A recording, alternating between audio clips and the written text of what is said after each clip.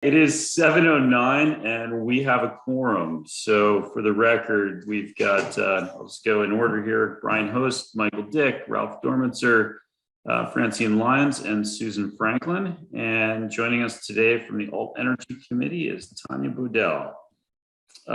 Just a couple quick updates. Our agenda had been posted with water coming in first today. Water has been rescheduled to next Monday.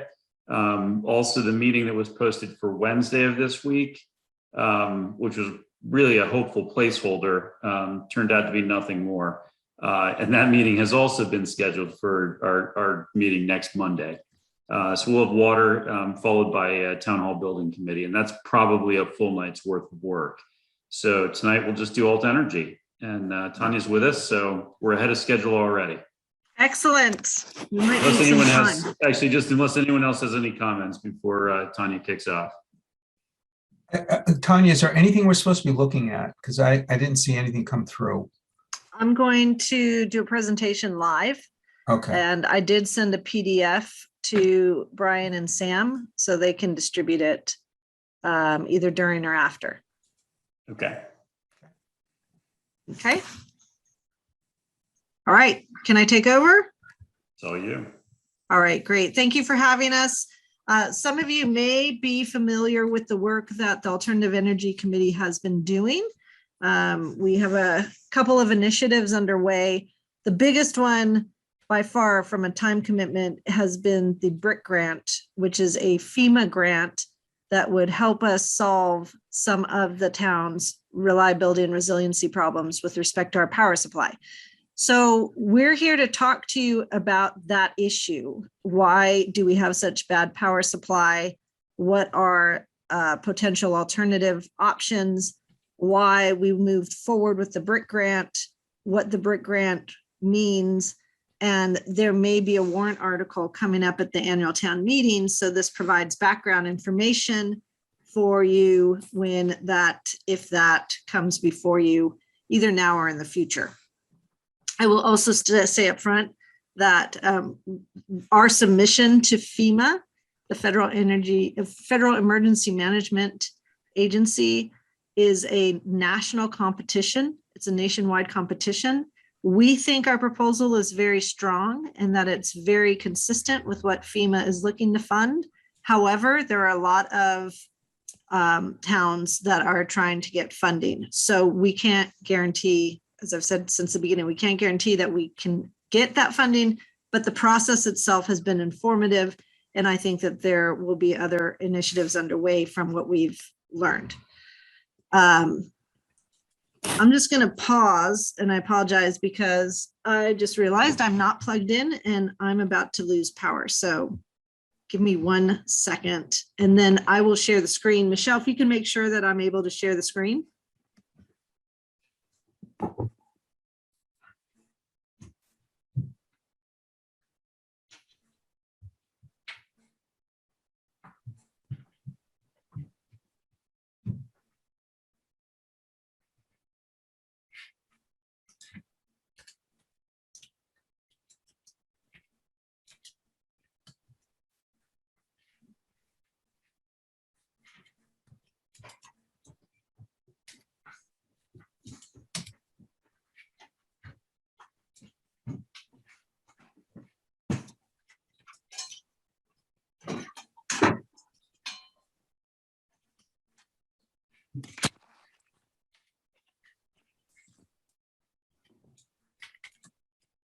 Okay, I'm back. Sorry about that. Okay, I'm going to share my screen and walk through what are we talking about here? What is the BRIC grant? What is the microgrid project? What is our problem with respect to power supply issues? And what are the alternatives that we can consider in addressing that problem? And again, the Alternative Energy Committee believes that a microgrid project funded by federal money to the tune of 75% is a cost-effective approach, but this is obviously going to be up for discussion and debate potentially at this spring annual town meeting. Okay, So again, challenge being addressed, cost of alternatives, what the microgrid project is, and the BRIC grant proposal, and then what the next steps might be. Okay, all of you have personally experienced outages that we have on a regular basis in the town. Why does it happen? We are literally at the end of National Grid's lines. We are bordered by ocean and municipal light companies that cannot help us. Hull and Hingham are municipal light companies. They are not able to provide power outside of their borders. They can't provide assistance to National Grid customers. The other problem we have here, this is a map of the National Grid distribution system. The distribution systems, the low voltage wires that bring electricity to the end users, to the residents, commercial and industrial. What you can see here with the yellow and the blue is Cohasset has basically two primary circuits. And those two primary circuits are fed by two different feeder lines. However, those feeder lines, oh, there's my arrow, hopefully you can see that, all go back to this substation right here. So the yellow is one circuit, the blue is another circuit. The yellow is our primary, it runs through Wampatuck Park. So if the trees go down, our line goes down. The blue runs through Situate. Both of them are fed by the Norwell substation. And the actual backbone of the power grid, the high voltage power system, is at Auburn Street, all the way over here. So anything that happens before the power gets to us affects us. And that means that the long duration outages we have tend to be because things have happened in Cohasset, but more importantly, things have happened outside of Cohasset as well. So we basically can't get our power until upstream outages are fixed. And so if the lines go down before us, we are in trouble, and those have to get fixed before we get power. Generally, if trees are going down and lines are going down before us, there are probably some trees that go down within Cohasset, but there's often simultaneity to that. We've gotten a good feel for why things happen and when, but the point is we could have a perfect system going on in Cohasset with respect to no trees, perfect wires all underground. We'd still have outages because of what happens upstream from us. So that's our situation. What that means is over the last 5 years, we have experienced 3.6 unplanned outages per month. Those are unplanned significant outages per month. This is crazy town, 3.6 unplanned outages per month. The national average is well below 1 per year. So we obviously have a problem, and some of them are very long, and you know this. And last October, there were parts of town that were down for 6 days, but I think in general, the minimum parts of towns were down for 2.5 to 3 days. And obviously you can say, oh, that was a problem. It was really wet. The trees fell down. There were a lot of trees that took the lines down. It wasn't just in Cohasset, it was everywhere. But the point is we have long duration outages. They tend to happen during extreme weather events. And that creates some situation of life or death in some cases.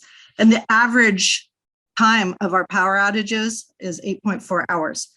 And that's because of the fairly regular long duration outages that we have that bring that average up. When does it happen? It's almost exclusively tied to extreme weather conditions. So the total number of customer outage hours are primarily hurricane winds, snow, wind, but even normal conditions can have some lengthy outages. Blue sky events where you're wondering, why is my power out? And obviously wind tends to be the most universal in the area. And so it can impact a lot of customers.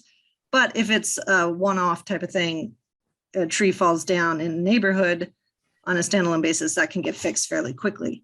But it is about extreme outage events, and the long duration outages generally are caused because there are upstream issues from our town. This is a heat map. I love this map. This is an outage rate heat map that National Grid provided to us of where the outages occur in town. They are already starting to do some efforts to fix the corners. So the 3 corners area, they've done some upgrades on the wiring and some reinforcements. And similarly, down at the Beechwood Dome area, Erin River Reservoir area, they've done some upgrades as well with some reclosers to create redundancy so the power can flow from other areas. What's not been addressed is the middle area. And that's what we're looking at with the focus of the BRIC grant and the microgrid project. So what does that look like? Oh, the other thing I might say is we would anticipate that the unreliability of our energy is likely to get worse.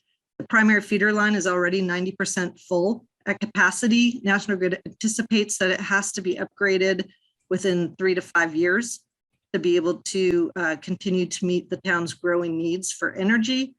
And again, we continue to be serviced by one substation.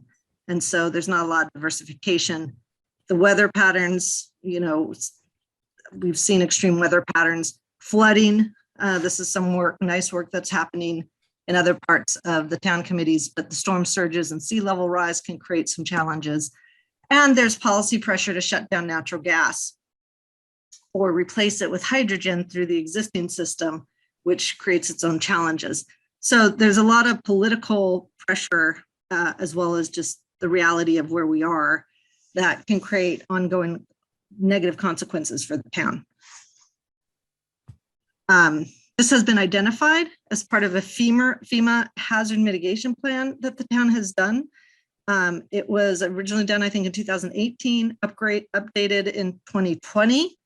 That's a precursor to asking for money from FEMA. And so we were able to look at those hazard mitigation plans and they identified potential solutions for our power supply problems, including development of microgrid capacity for critical facilities. We'll talk about that. Looking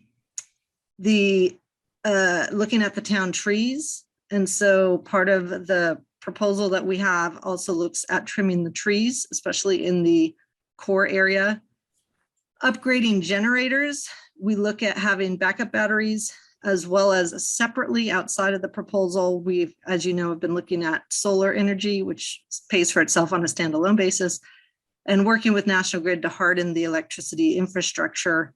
And that's what this process has allowed us to do. So we've worked extensively with National Grid over the last 9 months to understand what the problems are and what might be a potential solution. So the proposed microgrid design, which we're going to get into, addresses all of these relevant action items as part of the hazard mitigation plan. So before I move to the cost of the alternatives, are there any questions so far? Can you give us a little more detail on the definition of Cohasset Core? Yes. So we're going to talk about that when we get into what the microgrid, the proposed microgrid project is. But it basically is focused on the downtown area. It's a rectangle that goes around Sawyer Street to parts of South Main Street down to the harbor, back up Pond Street and onto 3A. And as we'll show you in a better map and with more detail when we talk about the microgrid. But it's basically this middle area. Yeah, who defined that? Is it National Grid that defined that, or is that your group that defined it? No, well, we wanted to take the whole town off grid. We wanted to do a muni grid where the whole town with 3 switches could island itself off. National Grid was not ready to go that far yet. We'll talk about a phase 1 study. There's a phase 1, phase 2 part of this project, and we'll talk about what phase 1 can look at. But phase 1 definitely can look beyond the central area and identify ways to get funding for tree trimming and tree wire and other reinforcements for the rest of the area. My hope is also, if we go down that path and it turns out it's more cost effective to just island off the whole town, that National Grid will come along. But National Grid, when we talk about the microgrid, they were ready to go up to sort of the stage 3, which was identify a clearly defined area. There's reasons why the downtown middle part makes sense from a FEMA funding perspective, and it's tied to the critical infrastructure of the town. So the critical infrastructure of the town is clustered in that central area. That includes the police station, the fire station, the schools, the town hall, grocery stores, gas stations, Dunkin' Donuts. So, there's critical, the water plant, the sewer plant. So there's a cluster of the critical infrastructure that's in the center of town that benefits everybody if it has power. And then 50% of the residents would receive improved power supply by virtue of the fact that they're either directly connected or laterally connected to that downtown microgrid area. Right. So it's National Grid that's defined the Cohasset Core. It was working with National Grid to identify where the problems were. And basically it was the fact National Grid did not want to island the entire town. Okay, thanks. Tanya, so does that Cohasset Core, did you say that includes the schools as well? Yes, so we're going to Okay. talk about what that looks like. So let me move on to that. Well, and before you before- get, sorry, before you get there, I just wanted to clarify something you had said. I want to make sure I understood. You said the primary feeder line is at 90% capacity right now, I think, Yes, or thereabouts, and that National Grid is planning on doing some upgrades in the next, is it 2 to 5 or 3 to 5 years yes. to meet the growing needs of the town? Okay, well, what are those upgrades? Just to the feeder line, you're saying?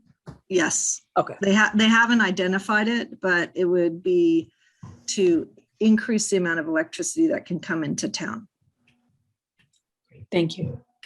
Mhm. And Tanya, just one more question on that feeder line upgrade. Would they have to replace the feeder line, or can they just like upgrade transformers and things like that at a lower? And the second part of the question is, what is the cost to them of upgrading the feeder line? So the answer is yes, and I don't know. Yes, you can upgrade capacity on a feeder line, sometimes with just making it more efficient. Okay. Sometimes you have to replace it with a higher voltage or a higher capacity line. And they have not started to do that study yet about what would be required. And this is solely in response, not in response. It's not going to help our power supply problems at all. It just allows for bigger houses to be built with higher load needs.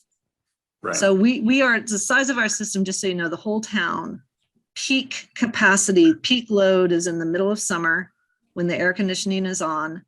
And that load is around 17.5 megawatts. And that's, we have 3 feeder lines. One comes through Wampatuck Park. One comes through Situate. You saw those 2. There's also a tiny little stub that runs down South Main Street. That tiny stub that runs down South Main Street, I happen to be on it. Seems like it has better reliability, but the reality is we all have more outages than a developed country should have. Way more. I mean, we're in third world power supply quality right now. So do both of those feeder lines run at all times, or is one running and the other one is a switchover sort of redundant line? There's no redundancy. So, and that's what we're trying to create with the downtown microgrid. I'm going to show you a bigger picture, but this is the picture zoomed out. You see this yellow line that's fed from Wampatuck Park. That's its own circuit. And then this blue line that comes in from Situate, again, from the same substation. That blue line is another circuit. The downtown microgrid we're talking about creates a rectangle that connects both of those. And that's why it creates redundancy around a core area that addresses 80% of our power dependent infrastructure.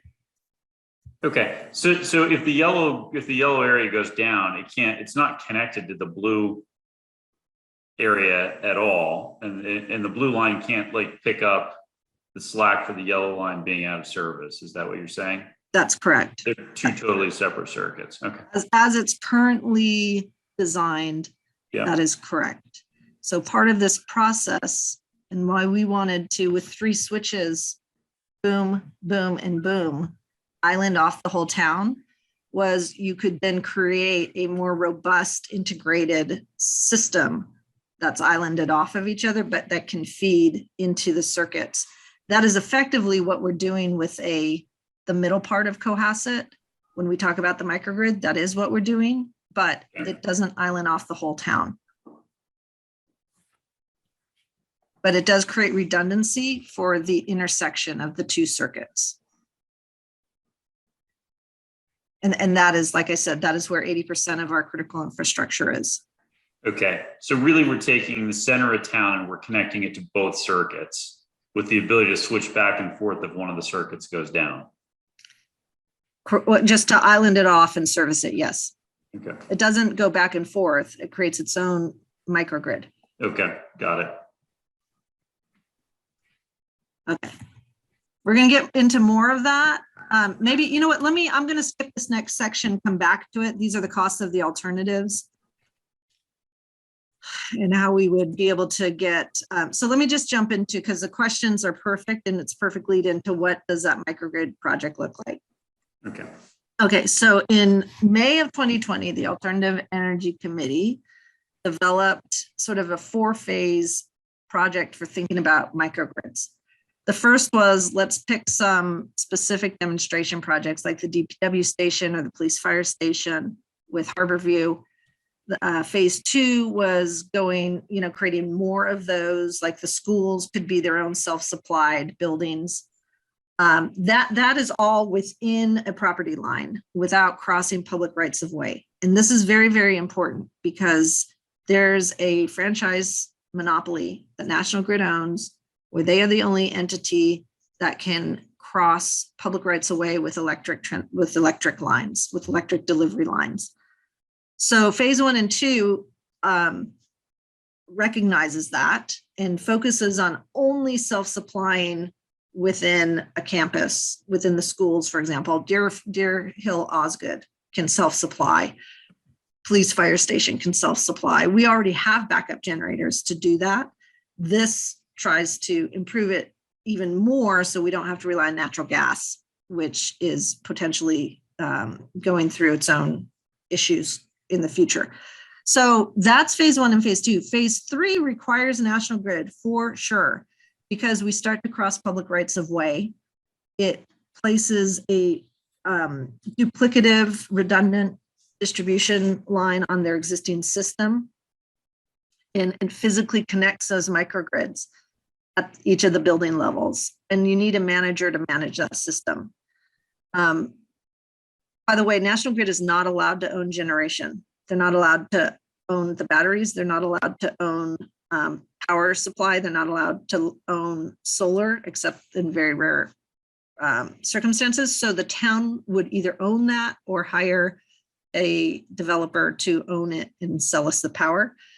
But it means that as long as we stick to that focus and we allow National Grid to stick to their distribution system services, we have a nice symbiotic relationship. The downtown mini-grid was identified as an area that was easy to island off and was important given the functions that are down there. And phase 4 was to do the entire town, a town-wide mini-grid, never been done before in the United States, but the technology exists. And California towns are looking at doing that because they're being shut off. Nowhere near as much as we are, but they are being shut off because of the wildfires and because of the system out there. So we pitched to National Grid that we should, well, 6 years ago, and 7 years ago in 2015, Steve Girardi and I drove around town and developed a downtown mini grid and pitched it to National Grid 7 years ago and went nowhere. And so we've been thinking this through for a while. The phase 4 mini grid is what we initially went to National Grid and pitched. And said, look, why don't you just put on 3 switches, reinforce the entire system. We'll worry about the generation and the batteries, and you can island off the whole town. They didn't like that. They weren't ready to do that. So they agreed to do phase 3, which is that downtown mini grid area. So that is what we worked with them to design and develop, something that would create benefits that exceeded the costs. FEMA requires a cost benefit analysis, so we had to develop that and submit it. And we submitted a proposal for the phase 3 downtown mini grid, or we call it the Cohasset microgrid project. So what does it do? It has distribution system upgrades that allows National Grid to island off that area. We'll show you what that area looks like in a second. It has 4.5 megawatts of battery storage at 5 critical facilities.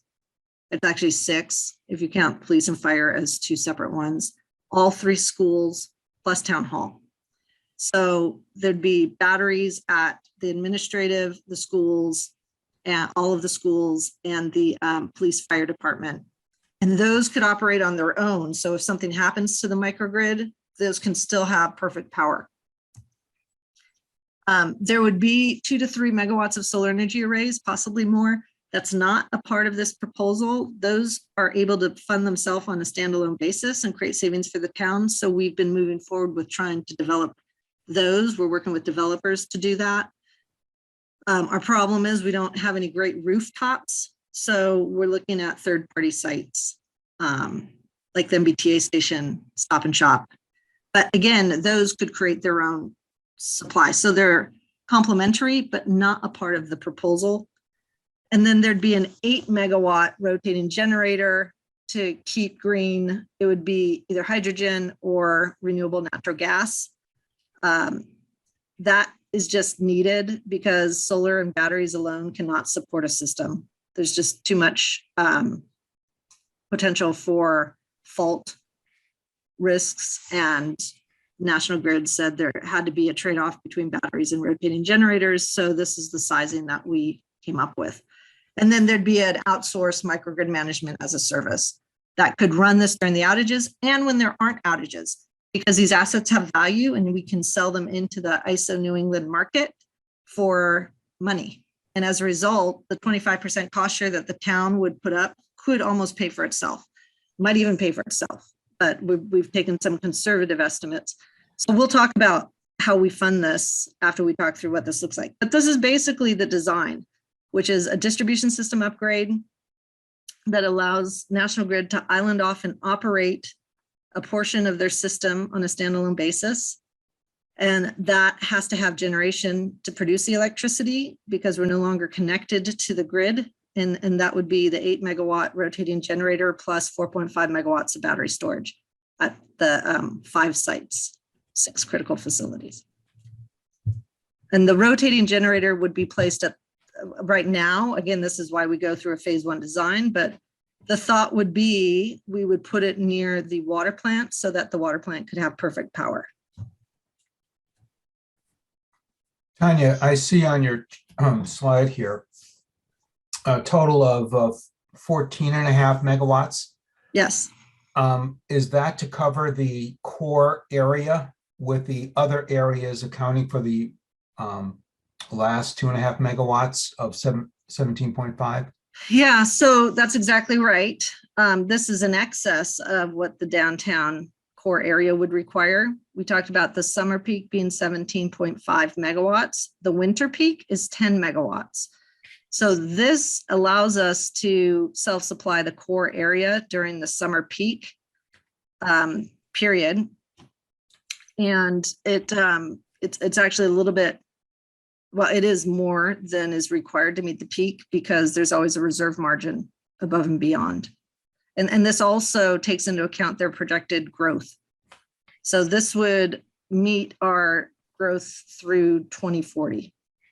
So it's oversized to meet the growth for 20 years. That allows us to get the benefits over 20 years for purposes of the benefit cost analysis that FEMA requires. And after 20 years, when would planning have to start to follow whatever succeeds this idea? Well, I think the next stage would be after 10 years. The batteries, depending on how often they cycle, could have a 10-year life, could have a 20-year life. If we only use them during outages, they could last for 20 years. If we use them to help pay for themselves, then they're going to have a faster life, but presumably we'd have the money to be able to take into account the replacement. The 8 megawatt rotating generator would last longer.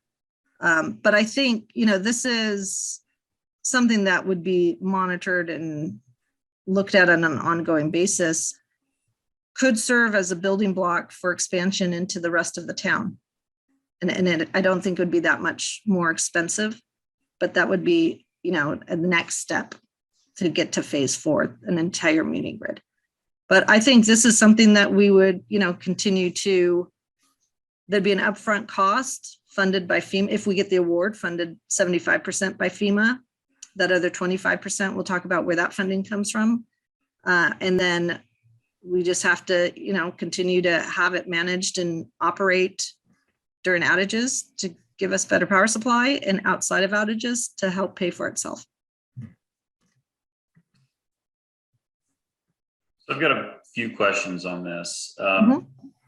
First of all, does FEMA require a mix like this, or could you have, for example, just all rotating generator capacity? You could have all rotating generators. We included batteries because from a cost perspective, they're not that much more costly than the rotating generator. But, there are trade-offs with respect to performance. But you do need batteries to help manage the power on the microgrid. So the batteries serve as ancillary services to help track. But you could do all rotating generator. Okay, second question is, are batteries more expensive per megawatt or less expensive than rotating generator? So the answer is, it depends what kind of battery you have. For most of the batteries, it's a 2-hour battery, which means that you could run full capacity for 2 hours, but we've oversized them. So you'd really run them at lower capacity for 4 days for the on-site needs. The 2-hour batteries are cheaper per kilowatt, and the 4-hour batteries are more expensive per kilowatt. And the operating costs obviously depend on your fuel and when you're charging and how you're charging. So, okay. So when you say a 4.5 megawatt battery, that's for how long a period of time? Yeah, let me go to the batteries just because, and we'll talk about this. So this is how we sized out the batteries, and we sized them based on the on-site load to try to get the 3 to 4 days. So in case something happened to the microgrid backbone, these locations would still have backup power in the form of the batteries that could last up to 4 days. You can see the police fire station has a 4-hour battery. Yeah. Because you run it at 1 megawatt for 4 hours, you run out of juice. Right. But the police fire station only needs like 30 to 40 kilowatts per hour. Okay. So you could run it at a much lower, the batteries are very flexible. The rest of them, we pretty much tried to do 2 megawatt or 2-hour batteries for the Cohasset High School, Middle School, and the Osgood School. Deer Hill, which is the emergency center, we made a 4-hour battery because we wanted to make sure that the emergency center would have enough power to last for even 10 days, which might be a little bit of overkill, but we need it. So why not put it at the emergency center? And then the town hall, we looked at a 0.5 megawatt, 2-hour battery, depending on what the new town hall design could be. And this is where phase 1 comes into play. We might size that up to be 1 megawatt. For 2 hours. I guess I'm just curious conceptually, all these questions are going the same place, and we probably know where that is already, which is, battery store, right? they store energy, they don't generate energy. So the energy still needs to be generated somewhere else. And I'm curious what's driving, the choice to include so much storage when, we're assuming that our feeder lines are going to be down and we're going to have to generate this energy anyway. Why wouldn't what is the math or the logic that's driving, a big chunk of investment in storage batteries versus just generating capacity? Yep. So if the microgrid backbone is up and running, then you can during off-peak hours run the Sure. generator to Yeah. refuel the batteries, right, to meet the peak. Sure. There's a trade-off between the rotating generator and the batteries, and we received a matrix from National Grid as far as what that trade-off would be for this downtown area. And we did not, we wanted to provide reliability and resiliency to some of the critical infrastructure in town: police, fire, emergency center, town hall. So that would say, okay, use the batteries to do that. Could we use backup generators and oversize them? Yes. Could they be gas fired? Sure, until Massachusetts decides that gas isn't allowed anymore. So we were just looking at the way that the batteries, there's also some incentives for batteries that pay for themselves, whereas the rotating generators, you don't get some of the goodies from the state. So there's some state subsidies that make the batteries If the subsidies make the math work, the answer could be that simple. But it looks like your generating capacity was green as well. So we are, but hydrogen right now is not defined in Massachusetts as renewable. Okay. It's green. But again, this is what a phase 1 study would help us determine. What is the right combination given our objectives? Okay. And But I are will you looking say, for money for this first phase 1 study? Is Yep. is that where we're going with this? that's where we're going with this. So that's why I want to. Just before we leave the sizing and get into the money, can I just ask one more question on the sizing? Sure. You had mentioned that the peak demand during winter is 10 megs and the peak demand during summer, I think, is 17. Is that what I heard? For the whole town, yes. The whole town. What that tells me is that the delta of 7 is almost entirely air conditioning. It is, yes, air conditioning, and you have to take into account the electric I guess heat. your refrigerator doesn't have to run as hard in the winter, but I'm not sure that's what's causing the delta. No, it's air conditioning. It's definitely Yeah. air conditioning. I mean, there's a lot of gas heat, right? Gas fired boilers Yeah. in town. There's some Yeah. electric heat. And so the electric heat plus lights, there's more lighting in the winter Yeah. because it's darker sooner, less And light. there is some electricity to distribute heat, even if it's gas fired and you have forced air, for example, hydro air, for example, you're running fans. So, Mhm.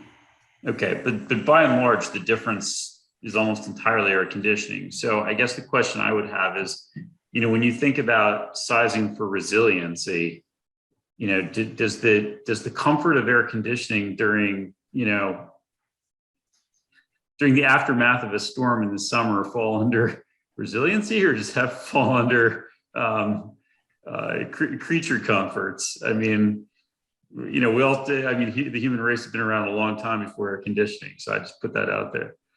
Yeah, no, look, from a National Grid perspective, they're electrical engineers. So Yeah. they are going to design a system that is able to meet the peak and not Right. worry about controlling with automatic shutoffs what people can do or not do. What people do. Okay, that's fair.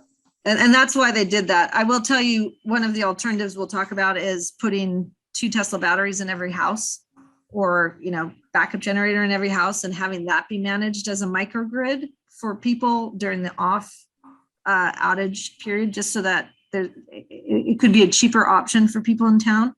Mm-hmm. We are still exploring that for the 2 areas that are not going to be serviced by the downtown microgrid. It's called a virtual power plant.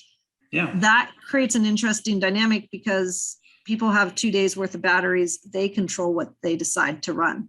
So if they have to Right. run their air conditioning, they run it. If they don't, but they know they're going to run out. That creates, I think, a better set of aligned incentives.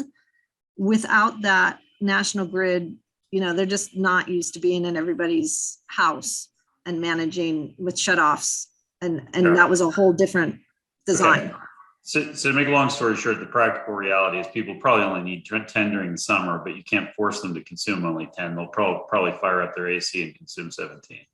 Yeah, and that's the whole town. Okay. Remember, we're Yeah. talking about half. Yeah, fair enough.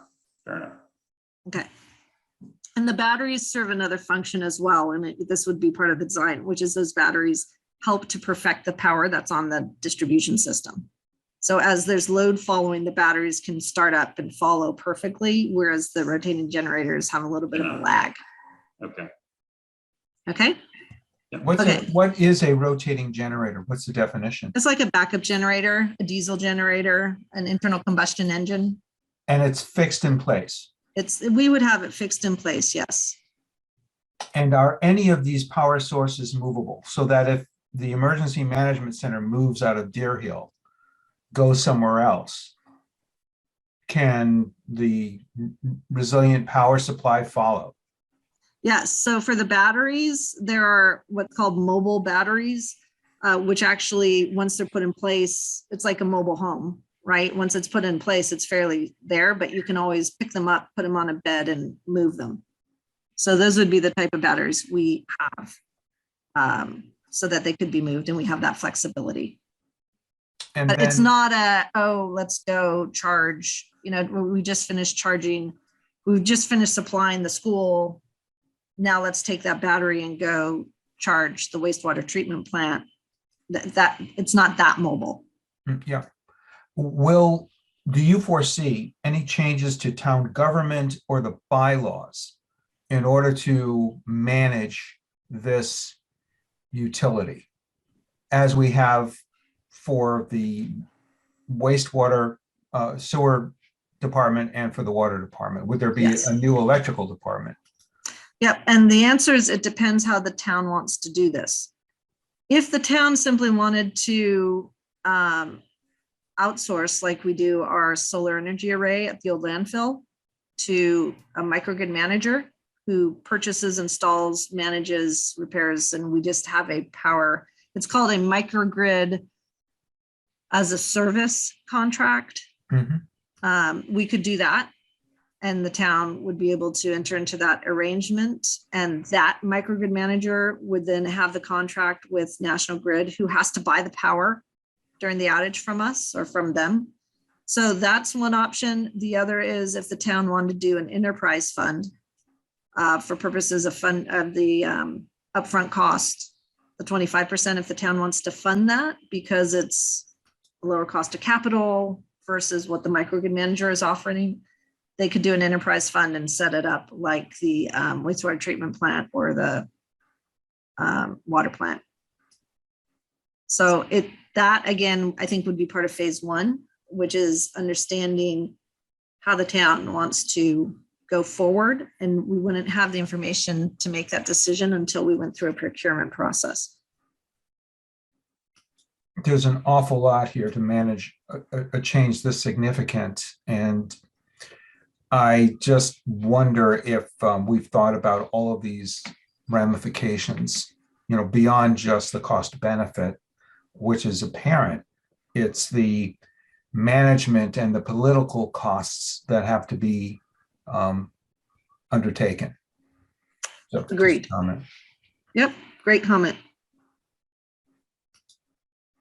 And, again, one of the options is don't do anything and just let people self-supply themselves with backup generation, which is what some folks in town are doing right now, but not everybody in town is doing that. So when we talk about the alternatives, the other option is just don't do anything, right? We've got bad power. We're always going to have bad power. If you move into town, you need to deal with it. Unless we focus entirely on the town's critical infrastructure and that we're not trying to support home electrical use. Yeah, so when we talk about, let's go to the microgrid Mike, because that is how we designed this. It just turned out that 50% of the load is connected in some way because of the way the infrastructure is. So we didn't go down this path to try to supply residential customers. It was just sort of a side benefit. Fair enough. Thank you.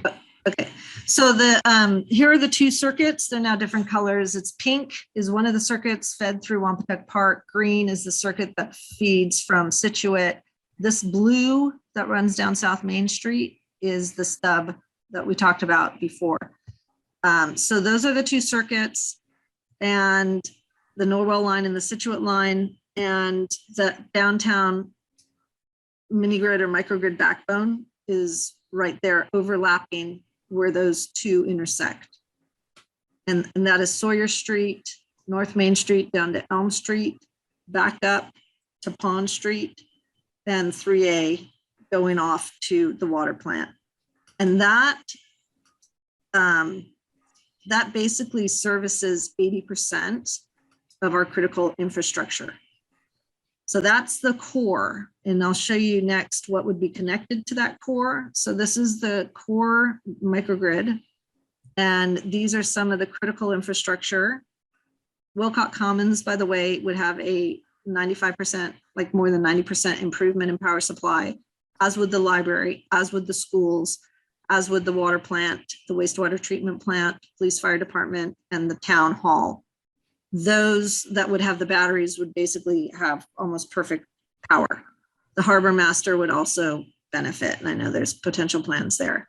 Stop and shop, gas stations, some of the commercial sites would also benefit. But this is where the batteries, potentially the town-owned solar would be, even though it's not part of the proposal, the places we're looking at would be located on the microgrid backbone. It just happens. And that's what the system would look like. The 80% of the infrastructure, so this comes from the FEMA Hazard Mitigation Plan. This is a critical infrastructure in town, and of the power dependent critical infrastructure, 80% would be directly or indirectly connected to the power supply, and both critical infrastructure and critical facilities. You can see how that location services all of those green dots, which are the critical facilities identified in the Hazard Mitigation Plan. And then because of the spurs that come off of that microgrid, if we did not service the residential customers, they wouldn't have another power supply. So it turns out there's an expanded part of the town that receives benefits. And basically the residential customers would have a 60% improvement or 60% decrease in outages. You can't perfectly, unless we do some significant tree trimming, we're not going to be able to perfectly protect those who are off the backbone, but anybody who's on the backbone would have almost perfect power. 90% decrease in outages based on National Grid's estimates. And so you can see how the 80%, this was very focused on the critical infrastructure as well as the weakness of the town's grid that has two circuits where if one goes down, it goes down, the other one can't help supply. We tried to overcome that and supply to 80% of the town's critical facilities.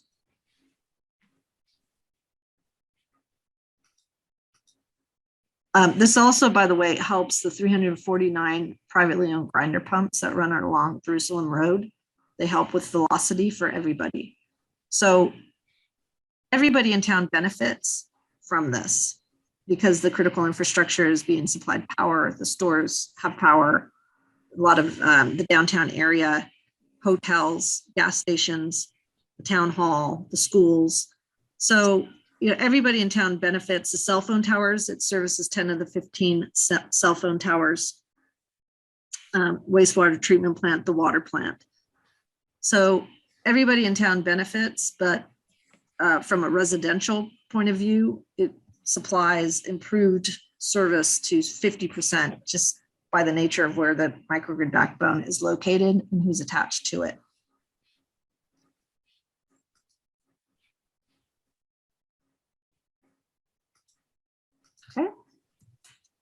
We talked about the 6 batteries, why we place them where we place them. And the town received multiple letters of support from some big names: National Grid, Ameresco, NLX, GE, Siemens, leading cities. I think NLX called this the most innovative and impactful microgrid design they've ever seen. And they all talked about the applicability elsewhere, because social justice is an important aspect of funding these days. And obviously we're not a social, we're not designated as a community that would get funding for those reasons. But the fact it's applicable elsewhere is beneficial to everyone in the country.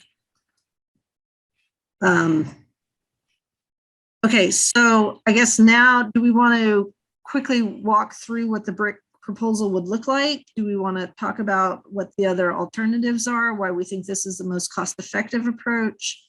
What do folks want to hear next? Yeah, let me talk a couple of things about what strikes me about this. Is one is, on a brick grant, how broadly can that be defined, and aren't there other critical needs of the town, resiliency needs, that really might qualify under brick and which are more immediate and are dangerous for the town?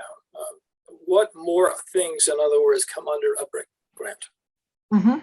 So the brick grant is focused on hazard mitigation, right? So if you look at the hazard mitigation plan, it identifies what some of our major issues are, and that is a precursor to going to the brick grant. The #1 challenge identified in both the hazard mitigation plans were the power supply as being a major hazard that the town faces, lack of power supply. The other items that were identified in the hazard mitigation plan, we perused them. We didn't focus on that because we're focused on the energy side. But for example, if we felt that the police fire station had to be moved because it's close to the flooding, even though it's not, or the wastewater treatment plant, which is in a 9-foot flood zone,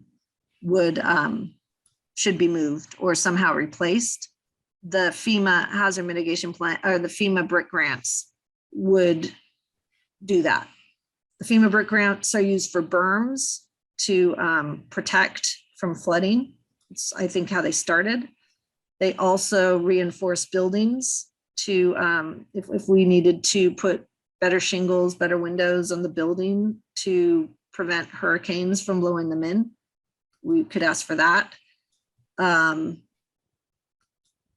So, there's other things. I don't know what the town's priorities are for hazard mitigation, except for the fact that in the hazard mitigation plan, power supply was highlighted as a primary challenge.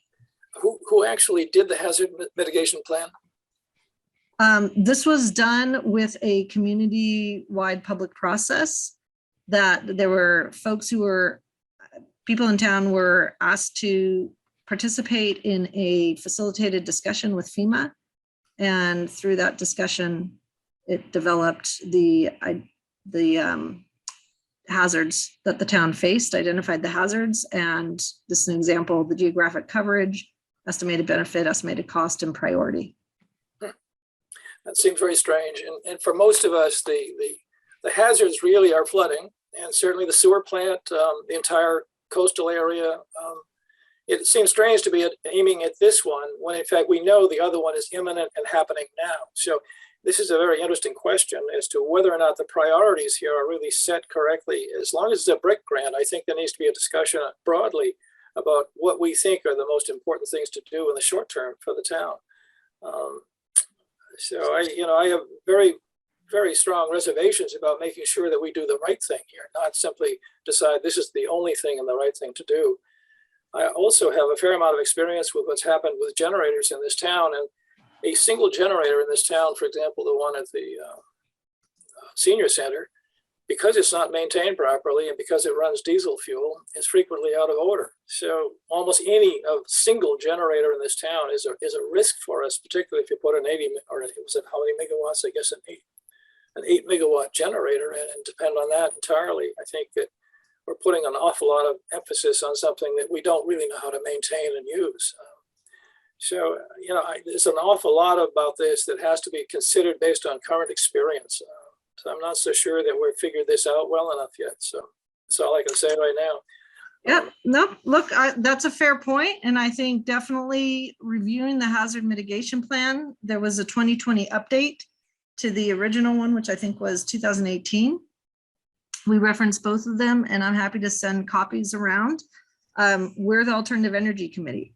So when we identified that there are problems and we were tasked by the select board to look at ways to remedy the reliability and resiliency problems we have in town for our power supply.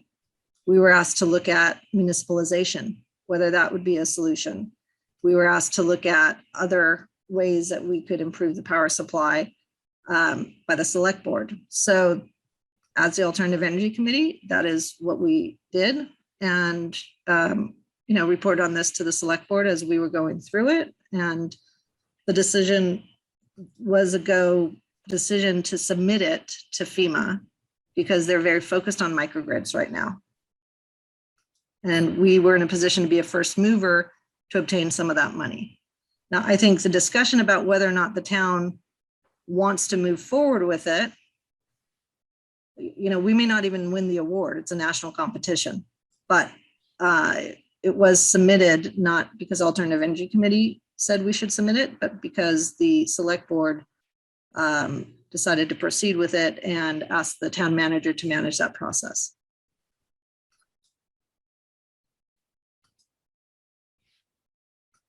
And you know, as you can see here, obviously, we have a current problem now with our power supply. We have an imminent problem with flooding. We have a current problem with our power supply.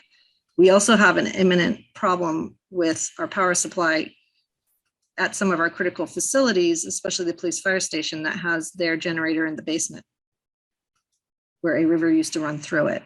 So, you know, we have some very real power supply issues. Those were identified in the hazard mitigation plan. And as Alternative Energy Committee, we were tasked with trying to find solutions. Now, I think we can quickly move into what are some of the alternative solutions. Because some of them I think could be studied as part of a phase 1 plan. And the first one is everybody wants to underground the wires. It's the most expensive, but it's also highly effective, but it's not perfect because of our upstream issues. We could underground every single wire in town and 30% of the outages, especially the long duration outages, would still happen because of upstream issues that we can't get the power to the town. New transmission line, we are reliant on one substation. Why can't we run a new transmission line through Hingham or Weymouth into our town? And I think it would help diversify our power supply. I don't think those towns would let us use them as an extension cord. So the rights of way create issues, especially since National Grid doesn't service those towns. They're municipal-like companies. Underground core wires, that's fine, but you know, again, it's not that effective. Municipalize, there's absolutely no benefit to becoming a municipal-like company in the absence of further investment. It just simply changes the ownership of the problem. We'd have to pay a very high cost, high price to National Grid to buy their distribution assets. If they'd even let us, they would fight us tooth and nail. It wouldn't happen for 10 to 20 years, if at all. And once we owned that, we would then have to go through all of the challenges that Mike mentioned of running a distribution system, and we'd have to put significant investment into those lines. We could create a municipal light company that simply owned generation if we felt that was the most cost-effective way to do it. You can install residential batteries throughout town, and we are looking for a potential partner to do a demonstration project with us on that, maybe a challenger to the Tesla batteries. Put them in town, use them outside of outage periods to help pay for themselves. There are some state programs that could create some subsidies. You know, that's a little further off, but create a virtual power plant, that could be a solution. A microgrid without FEMA is very effective. not as high a cost as others. Vegetation management is lower cost, but also has lower effectiveness, and that's trimming the trees. If you drive around town, take a look at the wires. It is awful how the trees are growing through the wires. It is awful. Some are arguing National Grid should do that. Absolutely. That is their job. And I've mentioned I've mentioned that to them quite a few times. They have a budget that's approved by the DPU and they cut trees according to that budget. So there is something we can do there, something we should do there. Community renewables, it doesn't help if you can't, just so you know, our solar energy array on the old landfill shuts down whenever there's an outage. It shuts down. So even if it could operate, it doesn't. There's no way to deliver the power because we don't have a microgrid. So it's not effective. And then a microgrid with FEMA money, has the same level of effectiveness and becomes a low cost solution. So this is how on big number estimates they compare.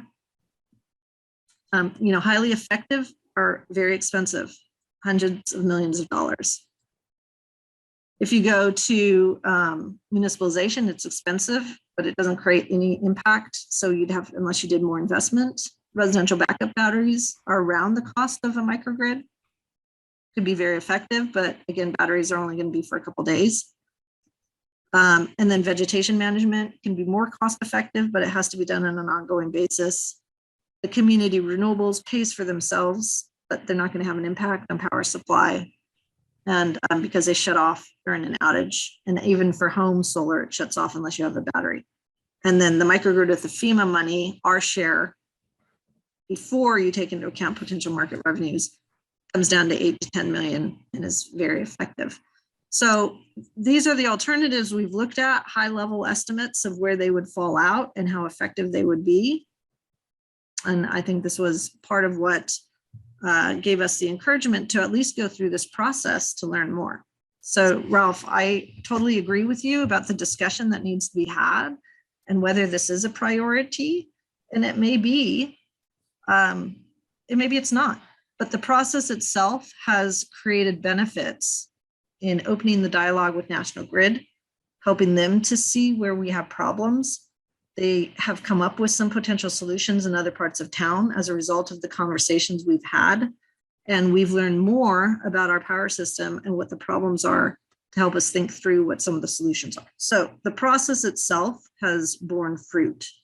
And to be honest with you, and I'm very agnostic about this, if it's good for the town and the town wants it, we've done the research and the investigation to at least identify what we could do. If the town doesn't want to make this a priority, it's not a priority. And that's fine too.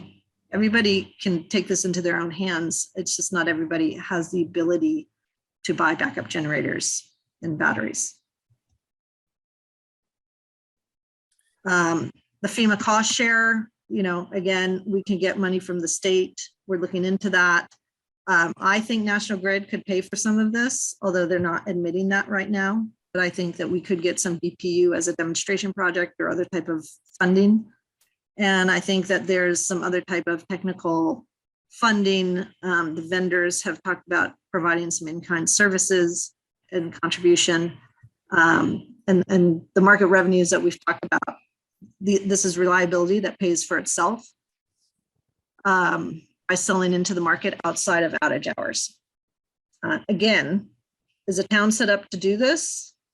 No, not right now. Does the town want to be set up to do this? That's a decision for the town to make if they want to proceed with this as a solution.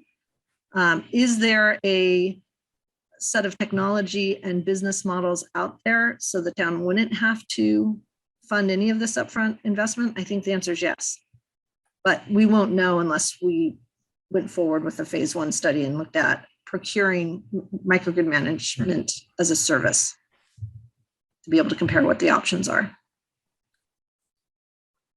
The overall, honestly, Tanya, the complexity of this is very high, as you know.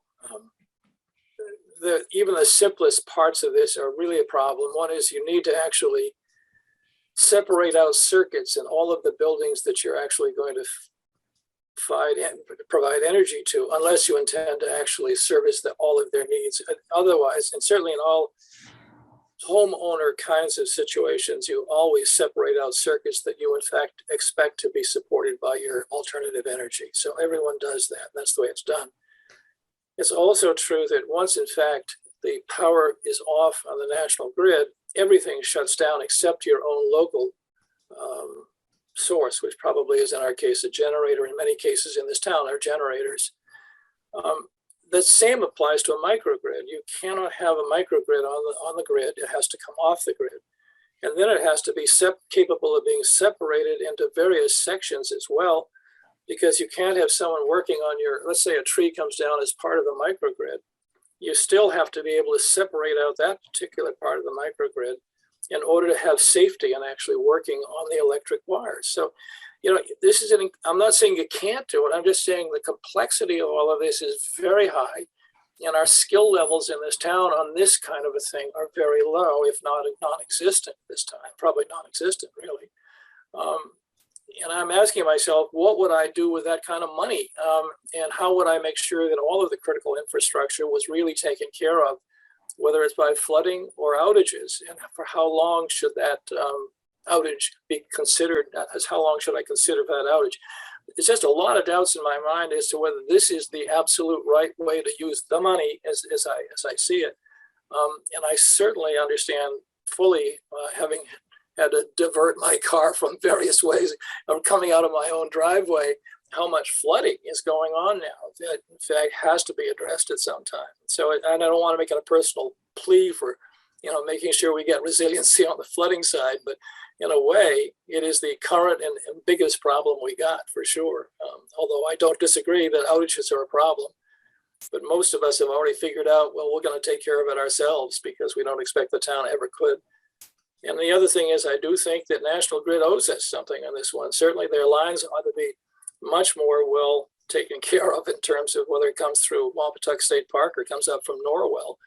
And simultaneously, they certainly ought to go from 90% of capacity to at least having only 60% of capacity used, whatever it requires. I see an awful lot of things. And I also would argue that they should be tying together their two substations in some fashion. Makes no sense not to have the substations actually work in conjunction with one another. One can support the other at some point. Anyway, a lot of stuff comes to mind about all of this. And I'm asking myself, what is the right way to use this money and to make a difference in the town? So I'm not sure myself, but this is complex and we don't have the skills in this town. I mean, this is really true. And so anyway, that's how I look at it. Very, very difficult to sort through this one, I'll be honest with you. So. Yep. No, totally understand. And, you know, on your first point about the essential services, I think this came up at the very beginning. Brian asked, how did you size this? And National Grid sized it so that total load could be met. Okay. So it's not going into the homes. They didn't want to go in the homes and say, you can only use these circuits. So it is supplying the entirety of the requirements for the infrastructure that it connects to, the critical infrastructure, as well as the homes that are attached and the businesses that are attached. Okay. Half of the businesses in town. So that's the first thing. It's just sized to be big enough to meet total load for those who are connected directly or indirectly to the grid. And as for the complexity, I agree. We don't have a municipal light company. We used to, we don't now. And the question is that the right business model for this, or is there an outsourced solution? That is something that could be explored. And then as far as the priorities of the money, right, that's a town decision as well. We're tasked with trying to find a solution to what's been identified in the Hazard Mitigation Plan as a major hazard, which is the loss of power supply. And it's a current issue, as is flooding. It's a current issue. And so we went down the path of looking at what potential solutions are. This microgrid solution is something we know there's funding for. This year, it's all over the FEMA website. And being a first mover would get us some of that funding. If we decided to wait and see, we would not have the opportunity going forward because there's a lot of towns lining up to get microgrid funding. So that goes into why we brought it to where we brought it. And it's up for discussion on prioritization.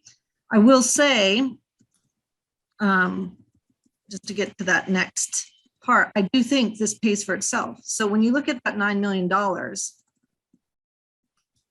$9 million, which a large portion of it would be funded by sales into the market outside of the outage hours.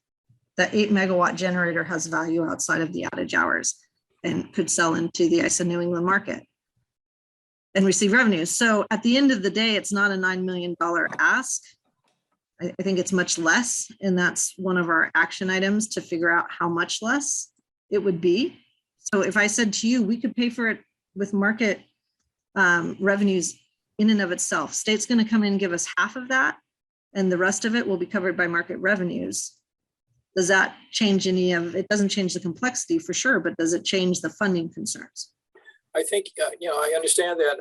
I would ask the core question, which is what is the efficiency of an 8 megawatt diesel generator or natural gas generator? They are not even close to as efficient as the current generation systems we have, which are, Quebec hydropower and used to be nuclear power, and natural gas actually coming in offshore, as you probably have seen many times. All of those are far less expensive. It's very expensive to run generators on any continuous basis, and it's not clear that they would be actually capable of running on a continuous basis and actually save money versus the cost of actually the fuel to actually keep them going.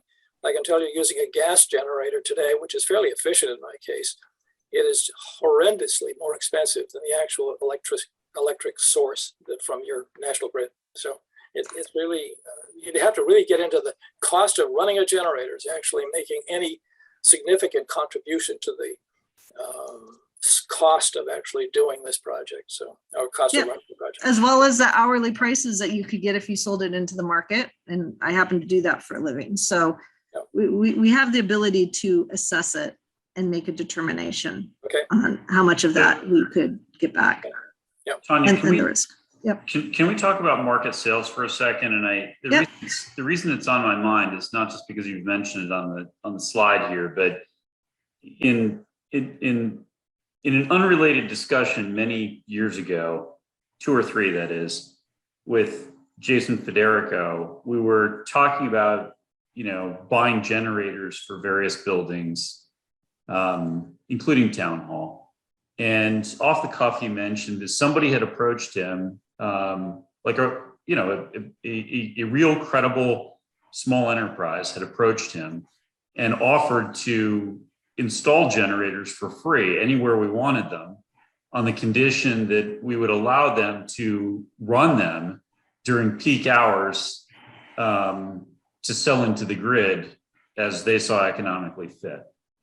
And we didn't pursue it because, or Jason, nobody pursued it because I think there was a perception that, sort of running a gas-fired generator behind town hall to sell merchant electricity into the grid probably wouldn't be a politically well-received proposition. But clearly there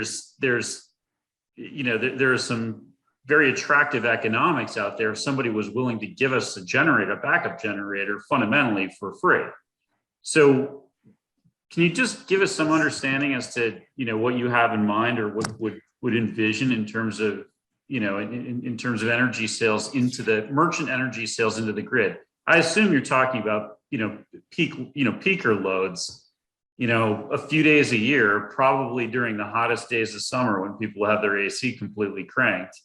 And National Grid literally is, scrambling to turn on old, whatever,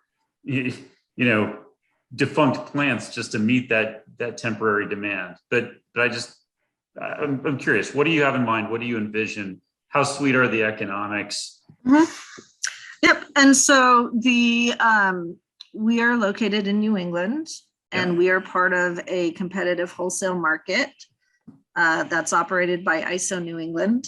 And ISO New England, all 6 states participate in ISO New England. And ISO New England purchases from anybody who wants to provide it, capacity, which is the standby capacity to be able to generate when needed. They purchase energy, which is the electrons that are generated when the rotating generator or the batteries are discharging. or when the rotating generators are producing electricity.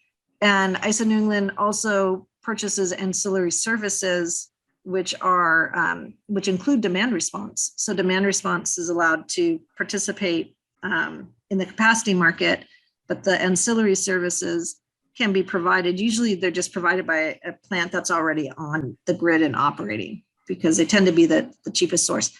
Batteries are actually going to be even more cost effective for ancillary services, because they don't have to be idled like a generator does to be able to provide the load following resources. So there is already a market that can be accessed. The FERC, federal regulator for energy, issued an order that says anybody connected to a distribution system needs to be able to participate in the wholesale market as well. So that came out a couple of years ago, and ISO New England, I think, either just submitted or is submitting their proposal for how to manage that. So normally, prior to allowing us access to the market, we're connected to National Grid's distribution system, and the only way we'd get revenues would be if National Grid had a tariff that would pay us. In Massachusetts, there is a clean peak payment for batteries, and so we would get access to that, just like we get access to the solar energy credit, the net metering credit for our solar energy arrays. But the point is, New England has a market. We have access to that market under FERC Order 2222. Anybody connected distributed energy resources, of which this would be, that would have access to that market. And there are companies that make a living and are have business models where they basically install and operate these assets. They sometimes have a profit sharing arrangement where they share with you the profits from the sales, or they take the risk and just enter into a microgrid power purchase agreement with you that would reflect some of the revenues they expect to get from state programs as well as the wholesale market program. So we are in a position where we do have a market. If you were in Kansas City, you could not say the same thing. California, you can say the same thing. California has a competitive market that you can access as well. But in New England, we have that market, we can access it, and that would allow us to earn revenues outside of outage periods that would defray the costs of the assets. Yeah, I guess my perception was that those generators could pay for themselves running a few days of the year just to provide absolute peaker capacity. Maybe my perception is completely wrong. But no, I'll show you. So I actually did do an estimate on that. I thought I showed that already under the. So we did do an estimate, but this is part of what our next steps include, which is the generation capacity, 8 megawatts into the ISO New England forward capacity market at $2, which is the lowest cost it's ever been per month, $2 per kilowatt month, would generate, the 200 to 300,000. So 2 to 3 maybe. The rotating generator that could also sell energy. So we estimated that at 150 to 250,000 a year. There's a clean peak energy standard that would pay for the batteries. We're trying to get a better information about what that would be, but that gets paid by National Grid to somebody who has batteries on site. I think some of the folks we know who have Tesla batteries in their house are getting $5,000 a year just to have those Tesla batteries in exchange for National Grid being able to use them a limited number of times. So there's a similar type of program with bigger batteries. And then again, because we're at 90% capacity, there's a potential non-wires alternative arrangement we could enter into with National Grid, although they're not committing to that right now. So those are to be determined. But just using the first two, what you're talking about with respect to the revenues from the market, we can estimate that fairly conservatively at 350 to 550,000 per year. And depending on what discount rate you use, we're using the town's cost of capital, which is probably not the right one, but just putting in at 2%, it's on a net present value basis, defrays the cost, whether it's 10 years or 20 years. So I think these are numbers. We put them here to illustrate, for illustration purposes up at the top, how we could have reliability and resiliency that pays for itself. So cash on cash, return of capital, right, is, call it 20 to 30 years at 350 to 550. If you can get, more in on the next few lines, maybe that comes down. Okay. But it sounds like the net summary is that my perception might have been myth, that, that actually running a generator a couple of days a year and selling into the grid on absolute, peak, could pay for the generator in some reasonable way. It used to be the case Okay. because prices were higher. They're now Okay. at $2 to $3 per kilowatt a month. They used to be at 8 to 10. Okay. So, and how recently was that? That was back in 2015. So Okay. that was when Okay. things are short, the Yeah. prices go up. We're Sure. in a state of excess supply right now. And as a result, the prices are pretty low. Which means the prices can continue to go down as well. Is that? They could go down. They could go down. They could go up. Okay. Again, there's risk. Right. So we're just putting this out here. Our ideal situation was the state comes in and covers a big portion of the non-federal share because they need to understand this opportunity. Right? They need to understand. Free is always good at the capital budget committee. No, I mean, but again, look, Yeah. all of the concerns raised Sure. have merit, right? This is a whole new utility. And is that the simplest, most elegant solution? Or should the town, can the town help residents by creating an enterprise fund that buys a bunch of batteries, puts it in the houses and hires an outsourced manager to try to get payment back on those batteries? I mean, is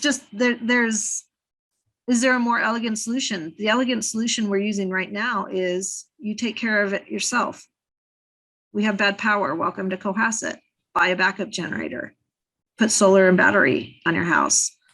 And in fact, 10% of the town, we did get this data, 10% of the town has gas-fired backup generation.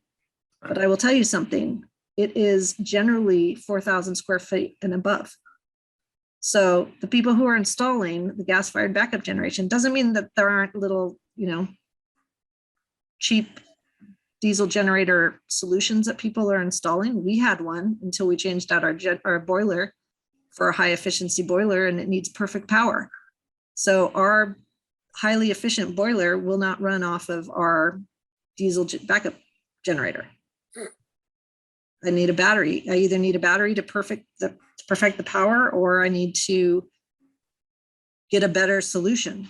But my diesel backup generator won't work. Gas-fired generators are being installed left and right on the largest houses in town. 10% of the houses have them. In general, they have larger than 4,000 square feet.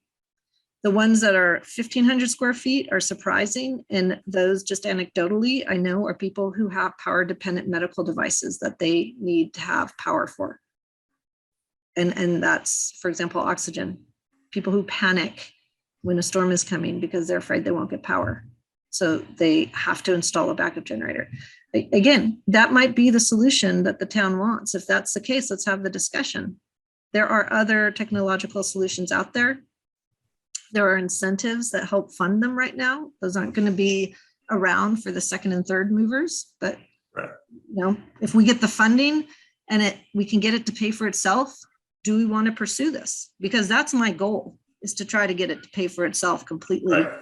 Through state grants and market revenues, even nothing up front to the town. If the town doesn't want to do something up front, as long as the town is willing, or the town's people are willing to enter into a commitment with a microgrid manager who will provide those services for us.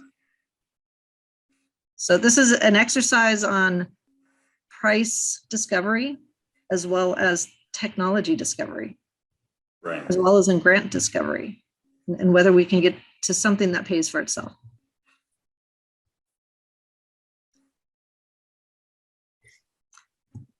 This has been so much time. I'm so glad those other two canceled, but I still know it's Monday night and you probably want to finish up. So I'm just going to quickly just say the application, we submitted it June 28th, not on our own as the Alternative Energy Committee, because we have no authority to do anything without the direction of the select board, but in working in conjunction with the town manager, National Grid, and the select board, we move forward. The phased project just turns out as of January 10th. So we submitted, this was due January 28th. We submitted to FEMA January 24th.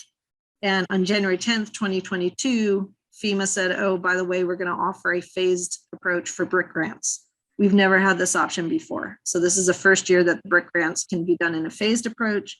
We quickly reconfigured our proposal to be a phase 1 study and phase 2 construction.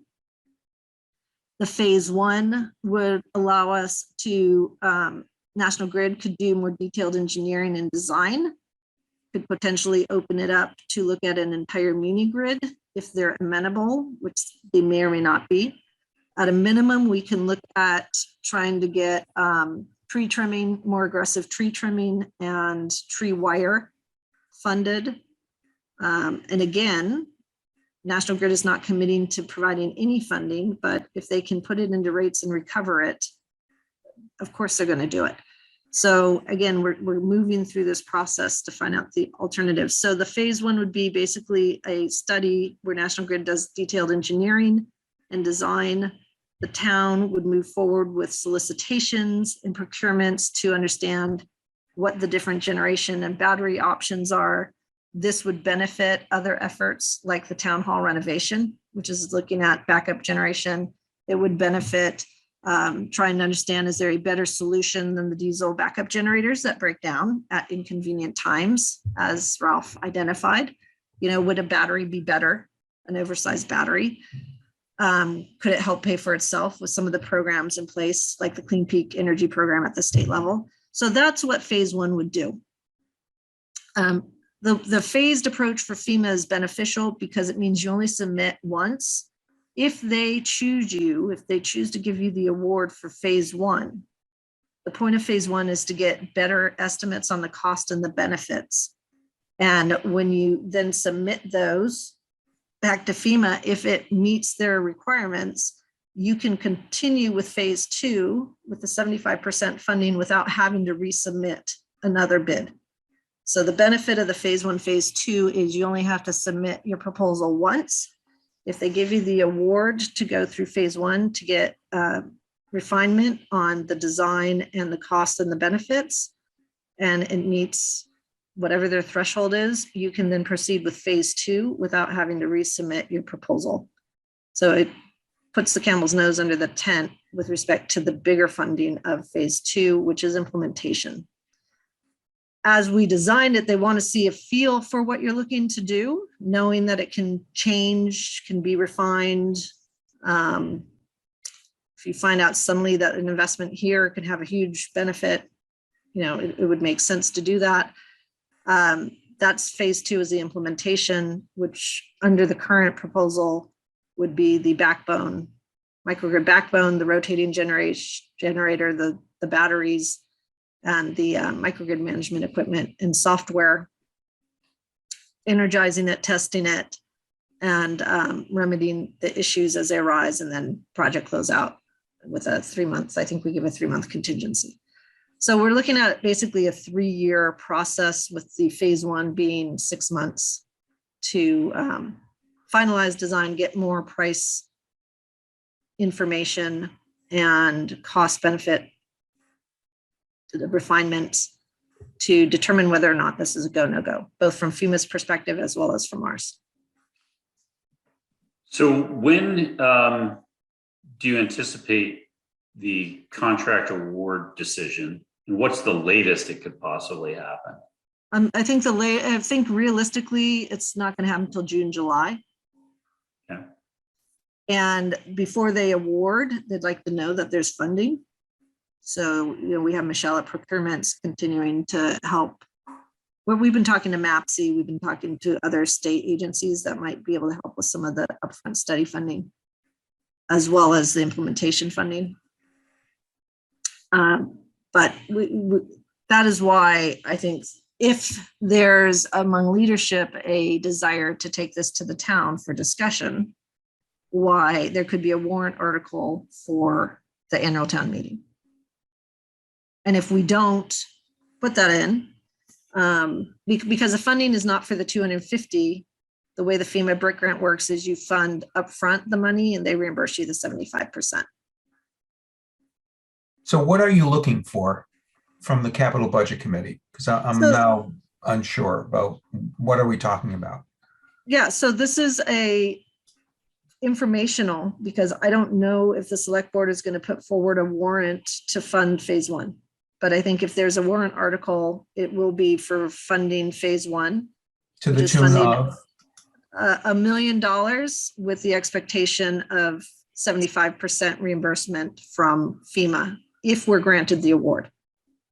And I think it can either be a generic warrant or it could be specific to the FEMA grant, which means if we don't get the FEMA grant, it doesn't go anywhere. So the the $1 million may never be spent if the brick grant does not come through. Correct. Okay. It would not be spent if the brick grant didn't come through. Okay. Okay, and if it does come through, then we spend the $1 million, but we get 750 back at some later date. What is the lag time between when you spend it and when you get it back? How long do we have to float the? Yeah, I think it depends on the paperwork, but they would pay 100% of the management costs to manage the FEMA brick grant process. That's separate and apart from the 75%. They'd fund 100% of the management. I don't know. I'm worried costs. about I'm worried about the 77. You're worried about the float.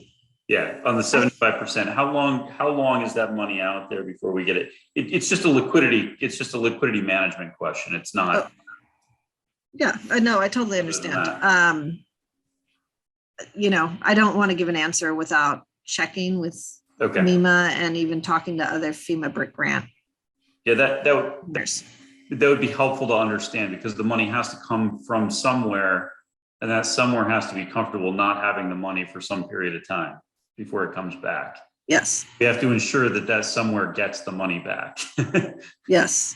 That it doesn't get swept into the general fund unless that's where it came from in the first place. Understood. My thinking is it's within a couple months.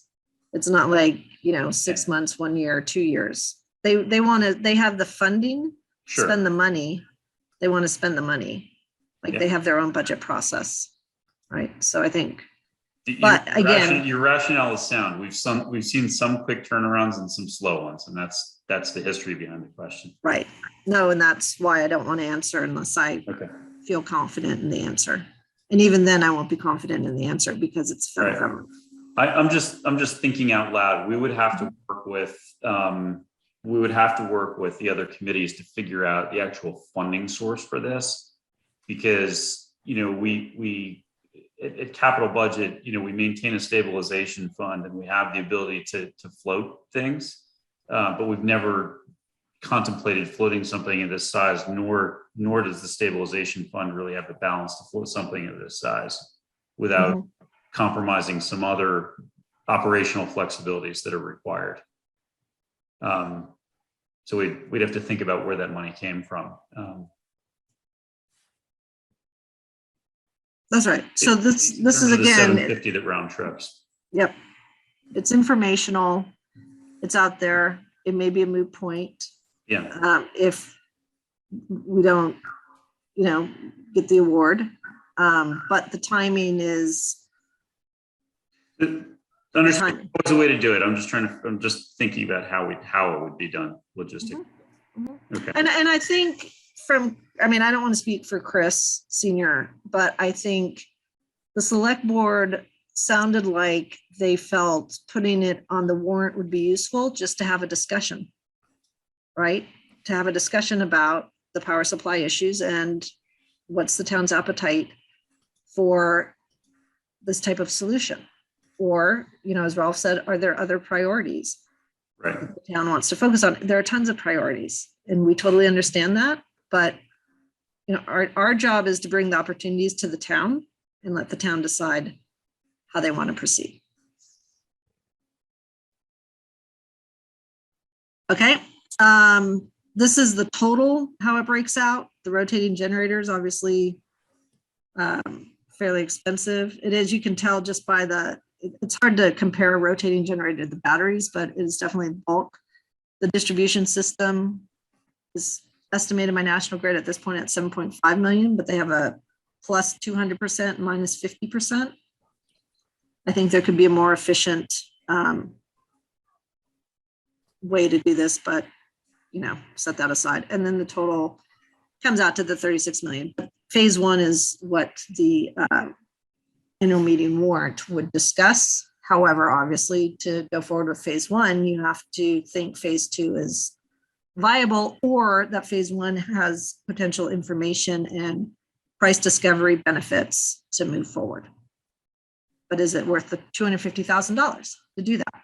So I think that's the discussion to be had. And I don't know what the status of a warrant article is at this point, but we've presented to the select board, and to just help you get ahead of this in case it does come across your desk. You can tell by the conversation, we didn't want to be last minute on this. We wanted to provide some information at this point and then be able to answer questions based on the specific language of a warrant article. So let me just make sure I understand. Your grant, your application is for a $36 million project, of which you're asking them to commit upfront to fund 3/4 of it, 27 million. Is that fair? So yes, but I'm not asking them to do it. They're offering to do it. Okay. That's their grant. Fair enough. Okay. So you've applied for the grant, and the grant, so if in July, you're going to get a yes or a no. And if it's a yes, it's going to be a $27 million yes. Is that right? And then at that point, we start phase one, where, you know, we fund $1 million, they refund us $750. And then based on that, we move on to the second part, but they've already committed the, you know, 3/4 of that $36 million if we move on to the second phase. So yes and no, and there's a subtlety here. They will commit to the phase one sharing, with phase two to be provided subject to the refinements of the cost benefit analysis showing enough benefits to offset the costs. So we've already done a benefit cost analysis. It has a ratio of 1.15. That may not be enough to get the award. If it is enough to get the award, they will guarantee the funding for phase one of the 750,000. And then at the end of phase one, we have a refined benefit cost analysis that we submit to them. And it has a refined design, and it has a detailed design with detailed estimates that we weren't going to be able to do prior, you know, without additional funding. Right. At that point, they are committed to going through with phase two.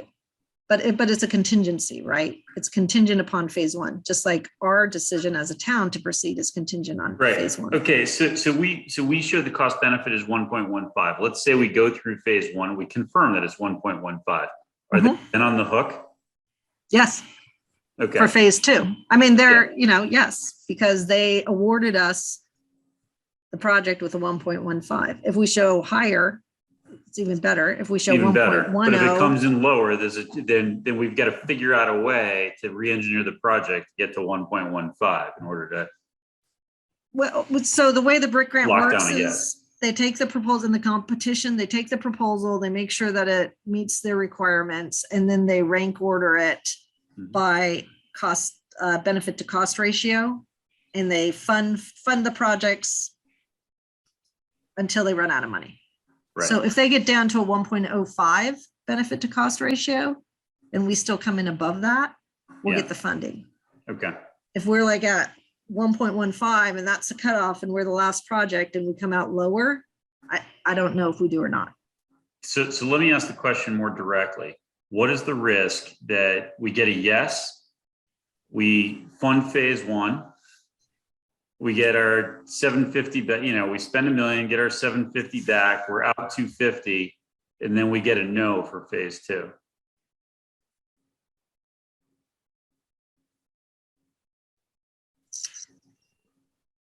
So I think if they give us the yes for the phase one and we get the benefit cost analysis at a decent number, which is I think what you're asking me, they're going to fund phase two. So your question is, how much do I believe our benefit cost analysis? I guess that's what it comes down to. Well, I'll tell you this. If they accept our benefit cost analysis with the assumptions that we very clearly laid out with a 150-page detail of what we assumed and why and what the foundation of those costs are, if they accept that as part of the phase one, I would expect them to accept our numbers as part of phase two. So I think this makes sense. We have really bad power supply, really bad. So you're comfortable with your numbers, your 1.15. It's tight. Okay. Yeah, I mean, I had to revisit the numbers because I got actual bid quotes from two of our support letter writers. They gave me what the numbers were, and it was higher than what the EIA estimates I was relying on used. So I think our costs are accurate, and the benefits come down to their model on the benefits. The town's assessment is a different approach. The town's assessment is very different, right? Understood, and it probably doesn't matter in the eyes of FEMA. So, and that does not matter in the eyes of FEMA, and the FEMA benefit cost analysis may not matter in the eyes of the town. right. Okay. So I think it's a good project. I think that it is. I think we are able to submit this because I have two electrical engineers on our committee, plus people who are very passionate and a very significant knowledge base. You have Plus, a good team. we have a great team. We have a great team, and we've been trying to communicate along the way.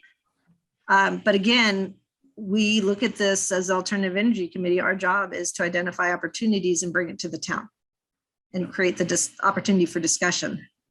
We have a problem. There are many ways to address it. We can say, oh, well, National Grid should deal with it. And that's fine. We can say that and still have outages. Or we can look at creative ways to do it. That's what we're trying to do at the Alternative Energy Committee. This is a topic that is very du jour. The technology is there. The management models are there, and they'll continue to improve.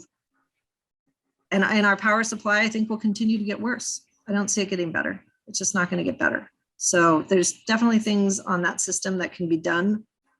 And if nothing else, this creates a conversation that allows us to go to the DPU and ask for them to fund National Grid to pay for this themselves. We could do that too. Okay, so we could use this investment in that manner as well. You Yes. could give this to the DPU and say, please force Nat Grid to go do some of this for us. Yeah. Okay. Like, why aren't they trimming our trees? And we also want to do a social media 143, go take pictures of the trees growing through your wires. Right. And let's post it, because it's Right. really bad. It's really bad. I mean, they clearly have the money. They're just spending it in other towns who apparently make more noise, would be my guess. Well, they have a budget for tree trimming, and it's woefully inadequate. Hmm. And they stick to their budget because they're not going to take money out of their pocket unless they're going to get Is it budget by town, or is it just one big budget for the state? They And work the end of the implied, line. yeah, they implied it was by town, but it could just be a total budget and they allocate it by town. Okay. But they said, we can't. I said, why should I be asking for money for this? And they said, it's not in our budget. I was like, it should be. So again, the process creates the conversation with National Grid as well. So definitely the process, whether we like the numbers at the end, whether we like the solution at the end, I think we can get to a point where it pays for itself 100%. So then the question is, does the town want to go forward with it? But all of that said, the process itself has created benefit, and we anticipated that would be the case, and it has. If nothing else, we are a squeaky wheel. We've had weekly meetings with National Grid. They became intimately familiar with our town and our problems and where they are and why. And they've already started to do upgrades in certain areas because of it. So the process has borne fruit. And I think it can continue to. But yes, that would be a side benefit of this Okay. detailed study that National Grid would do, we would then have to take it to the DPU and say, let's, why wouldn't you fund this? It just, if it's, so there's lots of, we don't know the benefits, but the process itself has already created some benefits. And So people usually like to wrap up here around 9 o'clock, not much later. So we've got a few more minutes. What other things would people on the committee like to touch on or cover? Or what other questions are out there that people would like to ask? Send us the presentation. I think I'm completely overwhelmed right now with the amount of information that's been put in front of us. And I wonder how much of it is really necessary in order to move this proposal forward if it goes forward. So at this point, I'm going to say uncle, and just make sure that we get the presentation time. And thank you. Yep. I sent that in PDF to Sam and Brian, but it was 30 minutes before our meeting, and I apologize. I'll forward it to the team. And Tanya, just so you know, Sam is pulling back from the capital budget committee. That was probably not something you were aware of. Okay.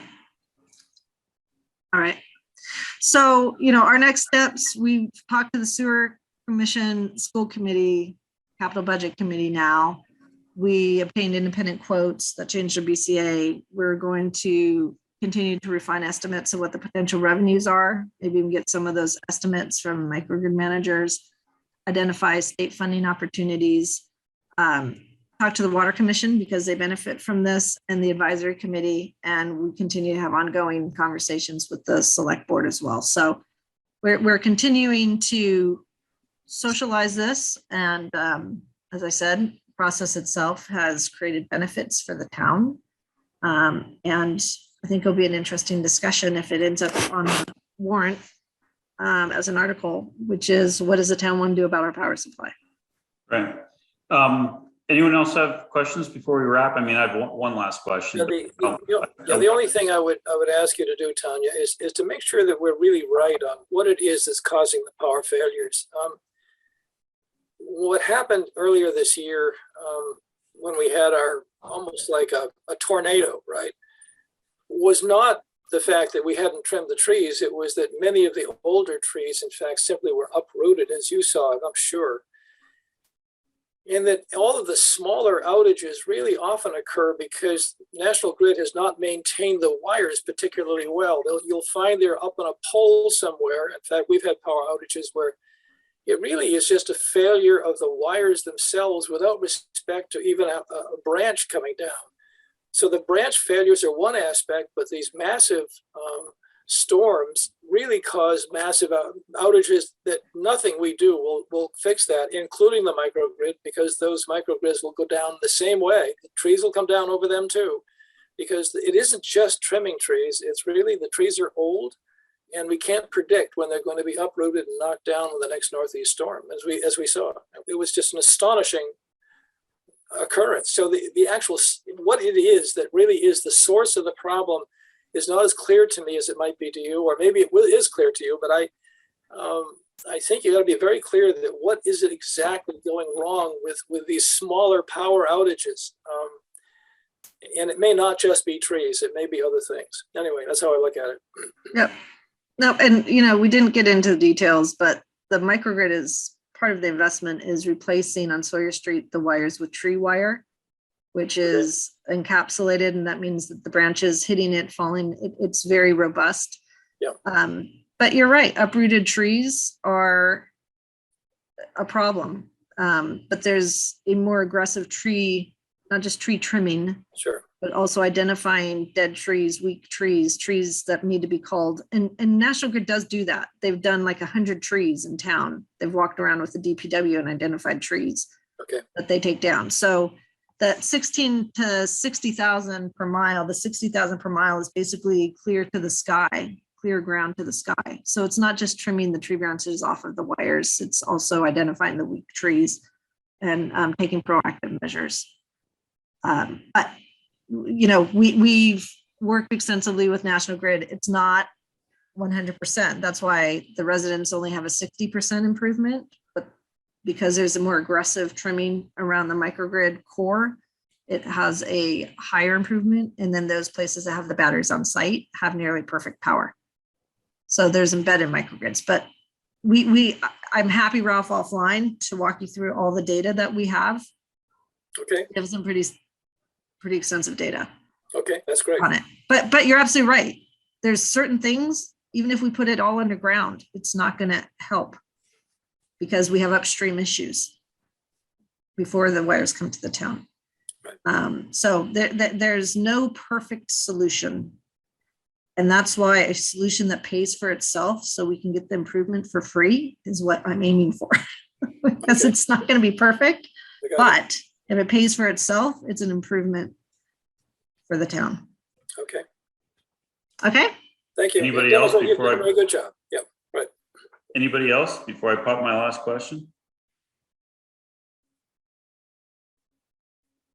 All right, this may be the last question of the night. So there's been an increased focus recently on getting electric vehicles in town. For example, Facilities wants electric trucks, they're back ordered, but one of the benefits of the electric truck is that, if I recall correctly, you could actually power a house off of it for 2 days. Does that sound about right? The new trucks coming out can, yes, but the DPW station wouldn't have that benefit. I mean, that's not a benefit for the DPW station. I guess my question is, if you could power a house off of your electric, your Chevy electric truck for 2 days, and they come with substantial subsidies, right? I mean, should we be just giving everyone in town a financial incentive to go out and get an electrical car that they could power their house with for 2 days, as opposed to building a grid? So whether it's a car or the battery, that is something we've looked at as an alternative. Yeah. And I think the bigger question is not what should the town help residents do? I think the question is, does the town want to play a role in helping residents receive better power? Right? The install residential batteries throughout town. Mhm. We estimate that out. Every house could get residential backup or batteries for $30 to $50 million. We would not get a FEMA grant for that. I Okay. don't think. So we didn't ask for it. But So that's the issue. We programs. can't get FEMA grants for distributed solutions. It has to be a microgrid solution fundamentally. So it is new territory. It's unclear what they will fund, but historically they would not fund backup generators for households. Okay. Isn't the They- whole point here, just to cut through the noise, isn't the whole point to make the town infrastructure, the services we provide, water, sewer, safety, schools, resilient? Forget about residential That's fair. benefit. If we can just focus on that and agree amongst ourselves that that's really the benefit here, and forget about these other benefits to residents that certainly is not money well spent.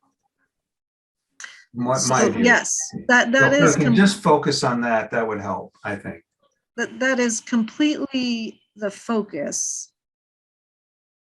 However, the fact that 50% of the people in town have a 60% improvement in their power supply calculates into a benefit from FEMA's perspective.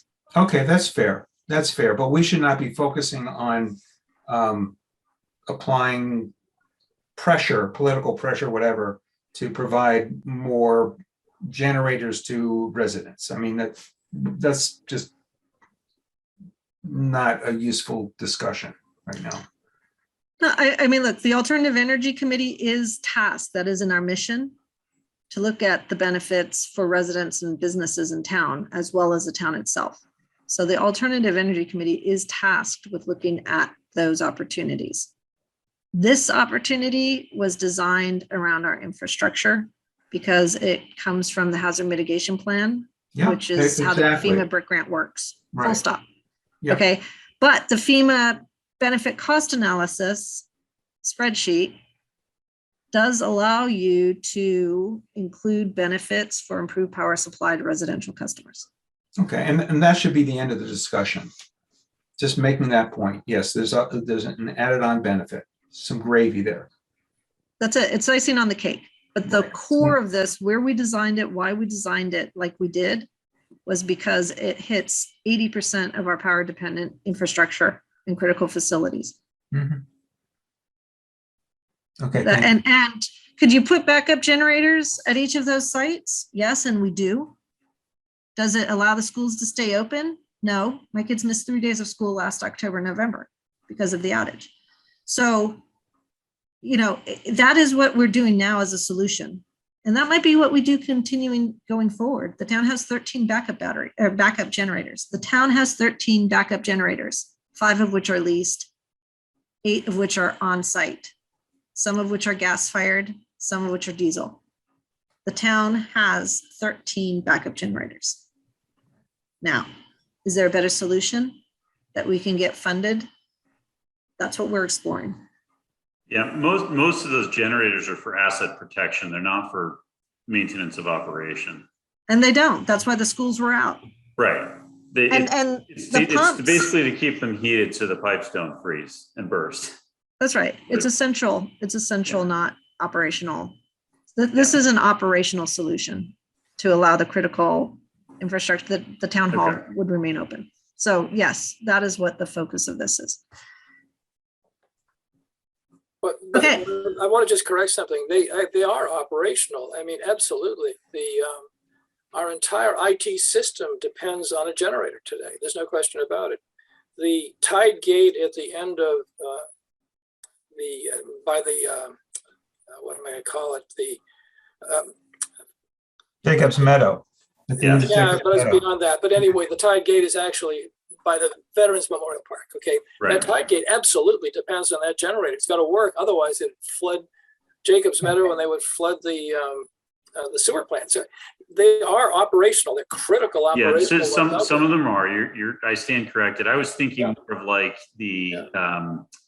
most of the schools, for example, the generators are not designed for them to actually hold school.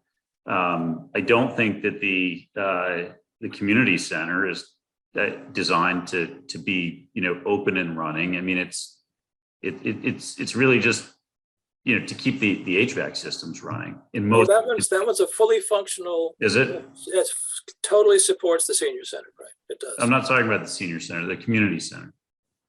No, I don't know what's at the community center, but the senior center is the critical one. The senior center is, and the one at Deer Hill. Right. I don't think it's fully operational for the whole building. It's just the what used to be the warming center up there.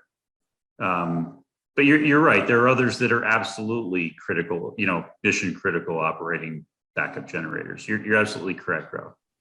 And this creates redundancy. This would run This makes everything operational. And it doesn't mean you get rid of the battery for the tidal gate, right? I mean, that is like it's actually a microgrid. generator. We tried to get them to do a battery and they just were having none of it. Okay. Battle. Yep. So, again, it is. Okay. This is where we are, and we won't know until the summer whether or not we have the funding, but there may be a warrant article before that because we should have funding before the award, according to FEMA. So Okay. you may be seeing a warrant article along these lines, and this is part of the backup to that. All right. Sounds like that's the next thing to chase down is whether or not the board of selectmen actually intends to put a warrant article on. Does anybody have anything else? Tanya, anything else? No, thank you for your time. Thank you. Thank you for I your. appreciate your patience and your thoughtful comments and questions. And I'm really glad the other two weren't here today. It's a complicated, it's a big, complicated project. So hopefully at a bare minimum, this was a constructive dress rehearsal for the questions you'll get from the other committees that you're going to be in front of. Yep. And again, there's ways to simplify it, but this group doesn't strike me as simplification's always better, but you can only simplify it so much before you have to get into the dollars and cents. Right. All right. Okay, thank you. Thanks, Tanya. Bye-bye.